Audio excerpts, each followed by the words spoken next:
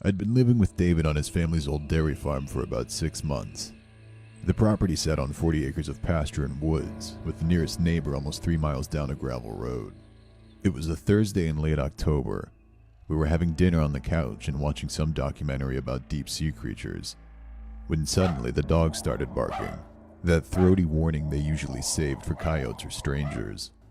David muted the TV, and we sat there listening. The barking continued, focused on the front of the house. I heard boots crunching on gravel outside coming up the long driveway. I got up and looked through the window. Our porch light was on, but the driveway curved behind a row of cedar trees, so I couldn't see who was approaching. The dogs were going crazy now, scratching at the door. David grabbed his phone and pulled up the security camera app. We'd installed 2 cameras after a string of rural break-ins this previous summer. The front camera showed a man walking toward the house. He was tall and wearing a dark jacket and jeans. His hands were in his pockets, and his head was down like he was deep in thought. He stopped about 20 feet from the porch and stood there without looking up or calling out.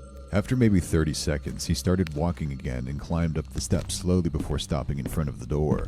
I stayed by the window, trying to see his face, but he was standing at an angle where the porch light only caught his profile. David walked to the door but didn't open it. He called through asking if he could help. The man didn't answer right away, but when he did, his voice sounded almost bored.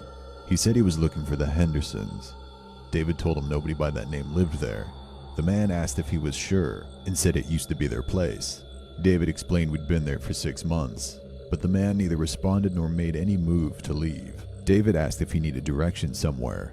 The man didn't answer, but we could see him move closer until he was maybe a foot from the door. We watched him put his hand on the doorknob. David immediately told him to step back. The man didn't move at first, then quietly, almost like he was talking to himself, he said he thought he smelled chili. My blood went cold. The kitchen window had been opened earlier for steam.